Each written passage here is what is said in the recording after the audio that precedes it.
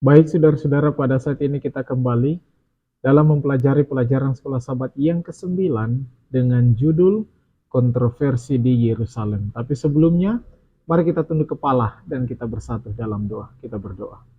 Ya Tuhan, ya Allah kami yang bertakhta dalam kerajaan surga. Saat ini kami akan mempelajari firman Tuhan. Alkitab, pelajaran sekolah sahabat. Tuntunan kuasa Tuhan, Roh Kudus boleh menjadi bagian kehidupan kami, hamba-Mu, dan pemirsa dimanapun berada akan mempelajari sama-sama. Membahas pelajaran sekolah sahabat Alkitab, boleh menambah wawasan kerohanian kami semua, dan kami boleh melakukan yang terbaik untuk Tuhan. Terima kasih Bapa di surga dalam nama Yesus. Amin. Baik saudara-saudara, penulis pelajaran sekolah sahabat untuk pekan ini, dia mengambil ayat tema tercatat dalam Markus 11 ayatnya yang ke-25. Firman Tuhan berkata, "Dan jika kamu berdiri untuk berdoa, ampunilah dahulu sekiranya ada barang sesuatu dalam hatimu terhadap seseorang, supaya juga Bapamu yang di sorga mengampuni kesalahanmu." Saudara-saudara, pekan ini memfokuskan kita para pelajar Alkitab untuk menganalisa apa yang dicatat dalam Markus pasalnya yang ke-11 ayat 1 sampai 34 dan sebagian Markus pasalnya yang ke-12, di mana kita akan mempelajari, kita akan dapati bahwa ketika Yesus selesai menyembuhkan seorang pengemis yang buta yang namanya Bartimeus, Yesus tidak melarang Bartimeus untuk mengikutinya menuju Yerusalem untuk melanjutkan perjalanan pelayanannya. Nah, ketika dia tiba di Yerusalem, ada beberapa kontroversi yang terjadi di Yerusalem. Tentu sebenarnya bukan Yesus yang suka mencari masalah dalam setiap keadaan, tetapi ada beberapa oknum, yaitu orang Farisi, ahli-ahli Taurat, orang Saduki, yang suka sekali mencobai Yesus, yang suka sekali mencari kesalahan dari Yesus untuk menjebak dari Yesus. Namun kontroversi yang lain ditimbulkan oleh karena teguran Yesus buat bersangkutan dengan kehidupan kekristenan dunia saat ini. Nah, bagian dari pelajaran sekolah sahabat untuk pekan ini juga mencakup analisis apa yang menyebabkan orang-orang menentang Alkitab dan pertimbangan mengenai apa yang orang Kristen dapat lakukan untuk mematahkan prasangka dan berbicara langsung kepada hati orang-orang yang menolak panggilan Roh Kudus. Pelajaran sekolah sahabat hari Minggu ini berbicara tentang masuk dengan kemenangan. Apa yang dimaksudkan ini dengan masuk dengan kemenangan? Markus 11 ini dimulai ketika Yesus memasuki kota Yerusalem untuk menghadiri acara Paskah.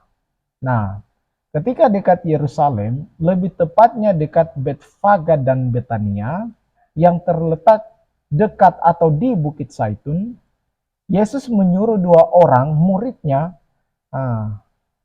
Jadi separuh dari kisah ini mencakup Yesus mengutus 2 murid pergi ke perkampungan terdekat untuk mengambil seekor keledai untuk dapat ditunggangi oleh Yesus.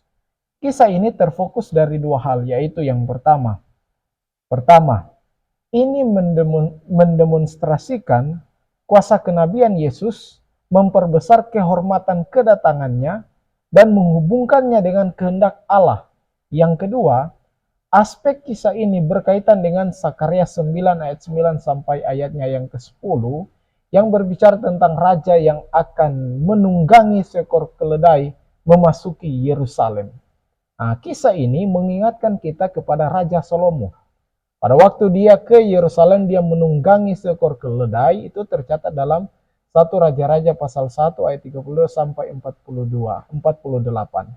Ketika Adonai dikatakan dalam Alkitab mencoba merebut takhta dan Daud memerintahkan agar Salomo segera dimahkotai. Menurut pena inspirasi Nyonya White, Alpha Omega pasalnya jilid 6 halaman 190, dikatakan begini: 500 tahun sebelum kelahiran Yesus Kristus, Nabi Zakaria menubuatkan, jadi ini telah menjadi nubuatan, kedatangan Raja Israel dalam keadaan seperti itu. Nubuatan ini kini harus digenapi. Ia yang sejauh itu telah menolak kehormatan raja, kini datang ke Yerusalem sebagai ahli waris yang dijanjikan pada takhta Daud. Sekolah Sahabat juga mengatakan begini, Yerusalem terletak di daerah perbukitan pada ketinggian sekitar 2.400 kaki atau sekitar 740 meter. Dan Yesus waktu itu dia masuk sebelah timur lewat Bukit Zaitun dan melalui gerbang menuju gunung Bait Suci. Sebuah gerbang yang sekarang ditutup dengan batu bata. Kedatangan Yesus Kristus di Yerusalem mengejutkan dan membuat banyak orang bahagia melihat Yesus dengan mata kepala mereka sendiri ketika Yesus mau menuju Betania. Hal yang menarik dalam Alkitab, ketika Yesus masuk ke Yerusalem adalah begini. Kitab Markus mengatakan bahwa Yesus masuk dengan menunggangi seekor keledai yang melambangkan raja yang telah datang. Orang-orang rela menjadikan pakaian mereka untuk menjadi karpet bagi Yesus, menunjukkan kehormatan mereka kepada Yesus, menyebarkan ranting-ranting hijau.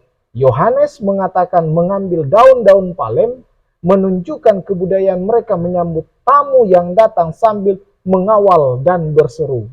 Seruan mereka adalah, Hosana, diberkatilah dia yang datang dalam nama Tuhan, diberkatilah kerajaan yang datang, kerajaan Bapa kita Daud, Hosana di tempat yang maha tinggi. Tapi ingat, tidak semua orang bahagia ketika Yesus tiba di Yerusalem. Ada banyak orang yang senang, ada banyak orang yang bahagia, tapi tidak semua orang yang senang dan bahagia. Pelajaran apa yang bisa kita ambil? Ketika Yesus masuk di Yerusalem, orang-orang waktu itu sebagian besar bahagia, bergembira, menyambut Tuhan, memuji Tuhan.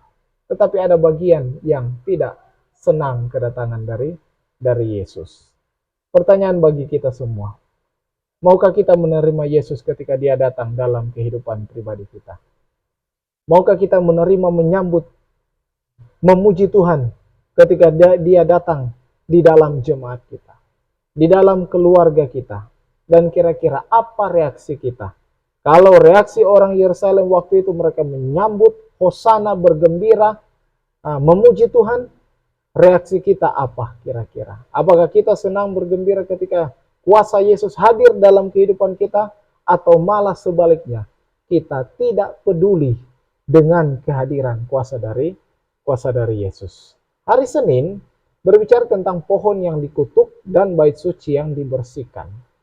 Jadi ceritanya ini setelah Yesus disambut dengan meriah di kota Yerusalem, ternyata catatan Alkitab mengatakan dia bermalam di situ. Oleh karena kalau dalam ayat 12 dikatakan keesokan harinya, berarti dia menginap di situ.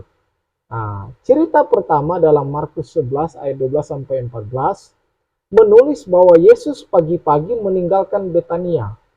Kemudian Yesus merasa lapar.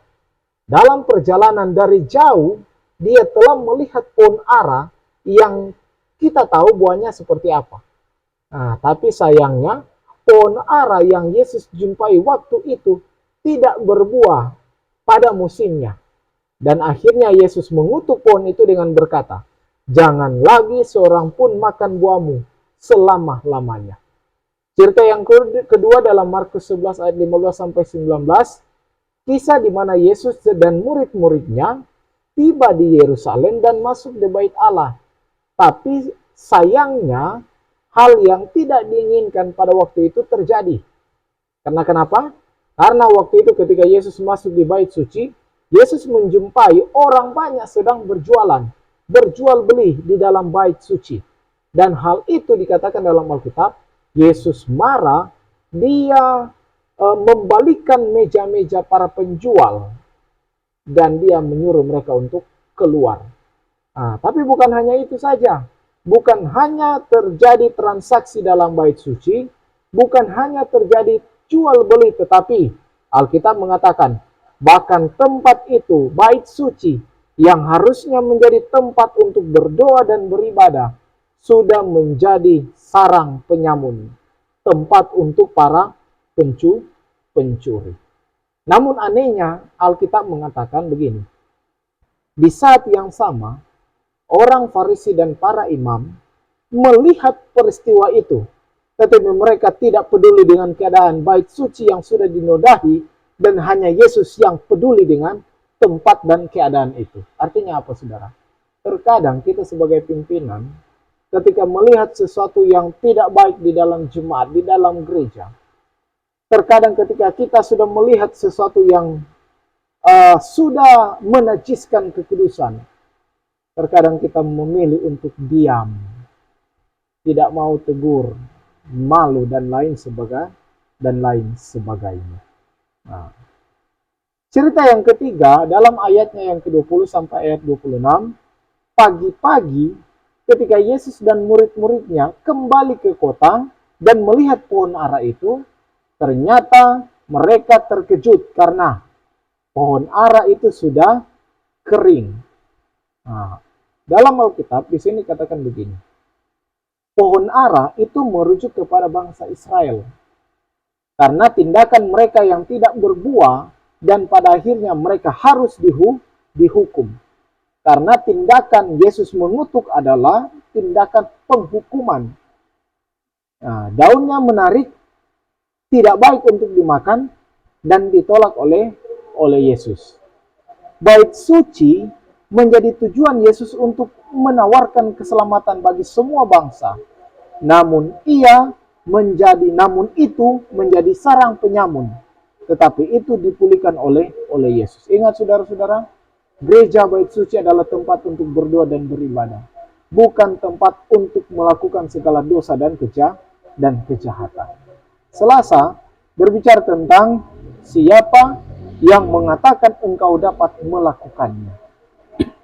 Dalam Alkitab, pelajaran sekolah sahabat untuk pekan ini begini.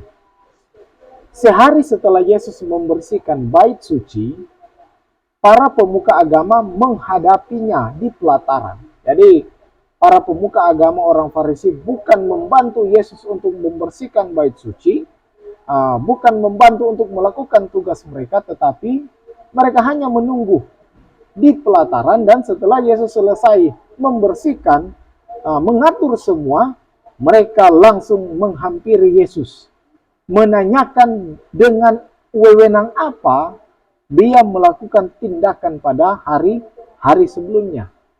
Nah, saudara-saudara, ini yang luar biasa dari Yesus, bahwa Yesus tahu mereka bertanya hanya untuk menjebak Yesus, karena menurut Profesor Thomas R. Shepard dikatakan begini, mereka sedang tidak mencari kebenaran, tetapi sedang mencari cara untuk menjebak Yesus. Dilanjutkan lagi, Profesor katakan begini, jika dia berkata bahwa wewenangnya berasal dari Allah, mereka akan menyangkal bahwa mustahil seorang tukang kayu dari desa punya wewenang seperti itu. Tetapi jika dia mengaku bahwa wewenangnya adalah dari manusia, mereka akan menghentikannya sebagai orang bodoh. Yes, benar, Yesus mengetahui rencana mereka, bahwa hanya mau menjebak dia, dan Yesus sengaja balik bertanya dengan pertanyaan yang hanya menjebak mereka, dan mereka sadar pada waktu itu mereka sedang terjebak. Saudara-saudara, Yesus tahu situasi waktu itu. Yesus tahu bahwa mereka bertanya hanya untuk menjebak Yesus, dan Yesus berbalik bertanya kepada mereka untuk juga menjebak mereka. Dikatakan begini, mereka berbohong. Jadi pada waktu Yesus balik bertanya kepada mereka, Yesus meminta satu jawaban, tetapi mereka berbohong. Mereka berkata mereka tidak tahu jawabannya, dan ini membuat peluang bagi Yesus untuk tidak menjawab pertanyaan dari mereka. Dilanjutkan, Markus pasalnya yang ke-12 ayat 1 sampai 12, sedikit Yesus menambahkan untuk membuat para pembaca lebih mengerti. Dia menambahkan sebuah perumpamaan tentang penggarap-penggarap kebun anggur. Ceritanya, mereka menolak memberikan hasilnya dan membunuh hamba-hambanya serta anak dari pemilik lahan tersebut. Alkitab, sekolah sahabat mengatakan Yesus menggunakan gambaran yang sama untuk menggambarkan sikap para pimpinan dalam Markus pasalnya yang ke-12 ayat 1 sampai ayatnya yang ke-11. Mereka melihat diri mereka ini adalah orang Farisi. Mereka melihat diri mereka sendiri tercermin dalam perumpamaan itu. Tetapi mereka tidak mau memperbaiki perilaku mereka. Mereka sudah tahu waktu itu bahwa mereka telah salah. Tetapi mereka tidak mau memperbaiki perilaku kelakuan mereka. Padahal apa yang Yesus sedang lakukan dalam kisah ini adalah memberikan pengingat hikmat kepada para pemuka tentang ke arah manakah langkah mereka. Dilihat dari sudut pandang ini, perumpamaannya adalah sebuah peringatan dini yang penuh kasih. Belum terlambat bagi mereka untuk berubah dan menghindari suatu penghakiman. Hari Rabu berbicara tentang tanggung jawab duniawi dan hasil surgawi. Jadi kisah ini setelah Markus pasal 11 dan pasalnya yang ke-12, jadi mencatat ada banyak sekali kegagalan-kegagalan dari orang Farisi, ahli Taurat, orang Saduki, yang kerjanya hanya mau menjebak Yesus. Tapi ketika tiba di pasal 12 ayat 13 sampai ayat 37, ini orang Farisi, ahli Taurat, orang Saduki ini tidak menyerah. Mereka tetap mencari cara untuk menjebak Yesus. Masalah yang terjadi ayat 13, yaitu ayat 13 sampai 17 sampai 27, yaitu orang Farisi dan Herodian datang kepada Yesus, bertanya kepada Yesus dengan tujuan untuk menjebak Yesus. Jadi pertanyaannya begini. Orang-orang berkata dan bertanya begini, "Guru, kami tahu engkau adalah seorang yang jujur. Engkau tidak takut kepada siapapun juga, sebab engkau tidak mencari muka, melainkan dengan jujur mengajar jalan Allah dengan segala kejujuran. Apakah diperbolehkan membayar pajak kepada kaisar atau tidak?" Jadi pertanyaan menjebak mereka. Mereka tanya, apakah boleh membayar pajak kepada kaisar atau tidak? Dan Yesus ini pintar. Dia langsung menyadari dan mengetahui kemunafikan dan tujuan dari mereka. Hanya mau menjebak Yesus. Dan Yesus langsung merespon dan berkata begini, "Mengapa engkau mencobai aku?" Yesus meminta 1 dinar dan mereka membawa dan bertanya lagi. Yesus menjawab dan berkata, "Berikanlah kepada kaisar apa yang wajib kamu berikan kepada kaisar, dan berikanlah kepada Allah apa yang wajib kamu berikan kepada Allah." Kemudian di kisah selanjutnya, jadi ini ada beberapa kisah, saudara.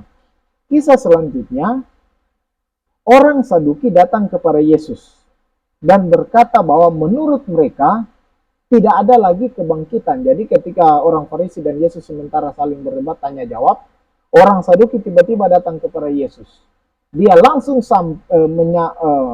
datang kepada Yesus dan langsung bilang, menurut mereka tidak ada lagi kebangkitan.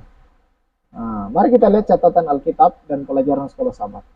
Orang Saduki ini, saudara, adalah sekelompok keimamatan yang hanya menerima 5 kitab Musa sebagai kitab suci. Jadi mereka hanya percaya menerima 5 kitab Musa. Mereka tidak percaya akan kebangkitan orang mati. Jadi tujuan dari orang Saduki seakan-akan mereka tidak setuju dengan kebangkitan orang mati. Pertanyaan, apa reaksi Yesus ketika mendengar perkataan mereka yang seolah-olah perkataan itu menentang doktrin gereja Advent, doktrin Alkitab? Pertama, Yesus katakan bahwa mereka tidak tahu isi kitab suci. Yesus katakan kepada mereka bahwa mereka tidak tahu isi kitab suci. Penjelasannya begini, bertentangan dengan apa yang tersirat dalam perumpamaannya, Alkitab mengajarkan bahwa tubuh kita dibangkitkan tidak akan sama dengan yang kita miliki sekarang. dan kehidupan setelah kebangkitan sudah tidak ada lagi orang kawin dan orang mengawinkan. Yang kedua, Yesus berkata kepada mereka bahwa mereka tidak tahu tentang kuasa Allah. Allah dapat memberikan hidup kepada orang mati. Oleh karena itu, di hadapannya semua orang yang menerimanya hidup. Ingat, Allah bukanlah Allah orang mati, melainkan Allah orang hidup. Hari Kamis berbicara tentang hukum yang paling utama. Nah, ada hal yang menarik ini juga. Ternyata sambil orang Farisi, orang Saduki berdebat dengan Yesus, saling bertanya jawab.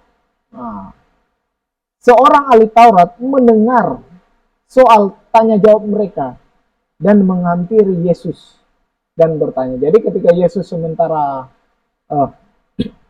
saling bertanya jawab dengan orang Saduki, Herodian, ahli Taurat, ada orang ahli Taurat yang mengamat-amati.